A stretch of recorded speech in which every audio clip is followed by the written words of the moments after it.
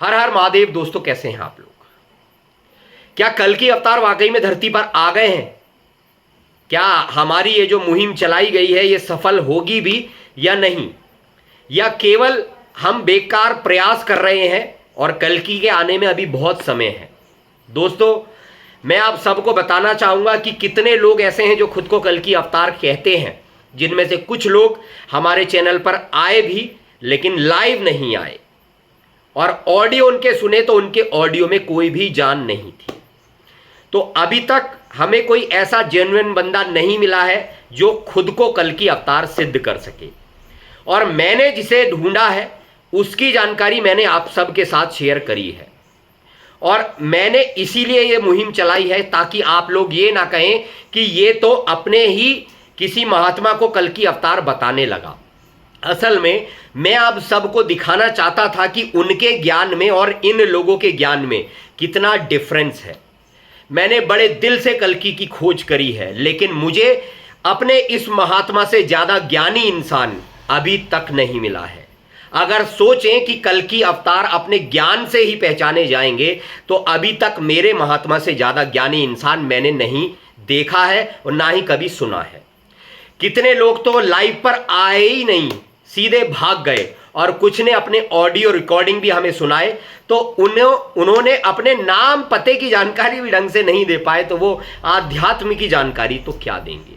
तो अब सोचने वाली बात है दोस्तों, क्या कल्कि के आने में अभी बहुत समय है?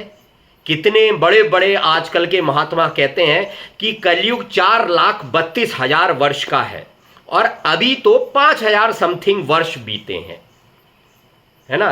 तो क्या वाकई में कलयुग खत्म होने में अभी बहुत सारा समय पड़ा है?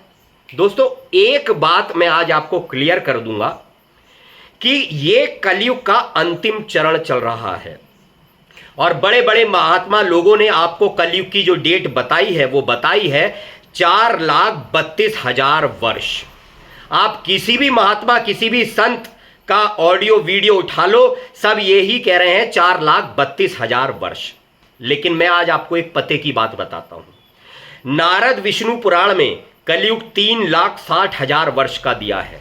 अगर यकीन ना आए तो डिस्क्रिप्शन में वीडियो डाल रहा हूं, जाकर देख लो कलयुग कैसे खत्म हो चुका है। नारद विष्णु पुराण में कलयुग 3,60,000 वर्ष का दिया है।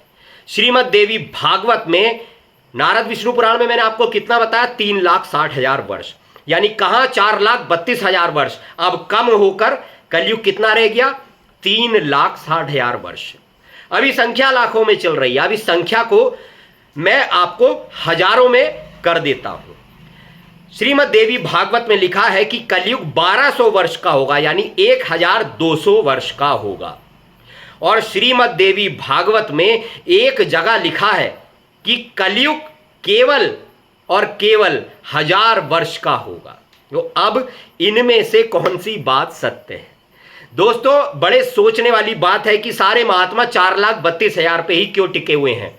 उन्होंने आपको यह क्यों नहीं बताया कि कलयुग 3,60,000 वर्ष का भी लिखा है नारद विष्णु पुराण में, और श्रीमद देवी भागवत में कलयुग 1200 वर्ष का भी एक जगह दिया है और 1000 वर्ष का भी एक जगह दिया है। और आजकल एक ग्रंथ बहुत प्रचलित है भविष्यमालिका, उसके हिसाब से भी यह कलयुग का अंतिम चरण चल रहा है। और तो और एक बहुत ही जाने माने धर्माचार्य हैं देवकी नंदन ठाकुर, उन्होंने तक अपनी वीडियो में कह दिया है कि भविष्यमालिका के अनुसार इन 1-2 सालों में बहुत सारी आबादी निपट जाएगी और कलयुग खत्म हो जाएगा। तो दोस्तों ये तो तय है कि ये कलयुग का अंतिम चरण चल रहा है, और ये भी 100% राइट है कि कल्कि अवतार है धरती पर ही और गुप्त तरीके से अपना काम कर रहा है। लेकिन मुझे आप सब लोगों का साथ चाहिए उस कल्कि को ढूंढने में, आप सब के सामने लाने में। मैंने जो अपनी खोज करी, जितनी भी मैंने अपनी खोज करी, उसके हिसाब से मैंने जिस बंदे को ढूंढा है उसका ज्ञान तो मैंने अपने चैनल पर शेयर कर रखा है।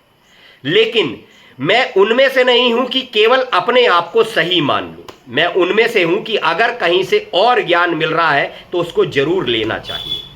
तो मेरे दिमाग में एक बात चली कि कहीं ऐसा तो नहीं कि मैं किसी को कल्कि मानकर बैठ गया हूं और उससे भी ज्ञानी इंसान कोई हो।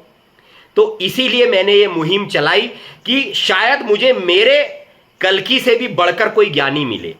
लेकिन बहुत खुशी की बात मेरे लिए है, लेकिन एक दुख की बात आप सब के लिए हो सकती है कि अभी तक मेरे उस महाज्ञानी के ज्ञान को काटने वाला मुझे कोई नहीं मिला। पहली बात तो लाइव आने को ही कोई तैयार नहीं है, और जितने भी ऑडियो मैंने सुनाए उनको आपने देख ही लिया, केवल एक मजाक के किरदार हैं वो। और मैं एक चीज और आपको बता रहा हूं कि अब जो मेरे चैनल पर आएंगे, जो ज्ञानवर्धक आएगा तो उसका सम्मान होगा, लेकिन अगर कोई साधारण व्यक्ति लफंडर अपने आप को कल की बताकर मुझे कॉल करेगा, तो अब इस ऑडियो कॉल में मैं आपका मनोरंजन करवाऊंगा। अगर ज्ञानी होगा तो सम्मान होगा, लेकिन इधर उधर की बात करने वाला होगा तो मनोरंजन होगा। इससे हमारा मनोरंजन भी चलता रहेगा और कल्कि की तलाश भी जारी रहेगी। और मैं आपको एक चीज बता दूं, किसी के भी बहकावे में ना आए कि मैं कल्कि हूं, मैं कल्कि हूं, मैं कल्कि हूं। कल्कि वो होगा जो दुनिया के सामने, हम कहते हैं चमत्कार मत करो, हम कहते हैं कुछ मत करो, हम कहते हैं कि केवल हमें एक जेन्युइन बात बताओ कि तुम कल्कि अवतार कैसे हो।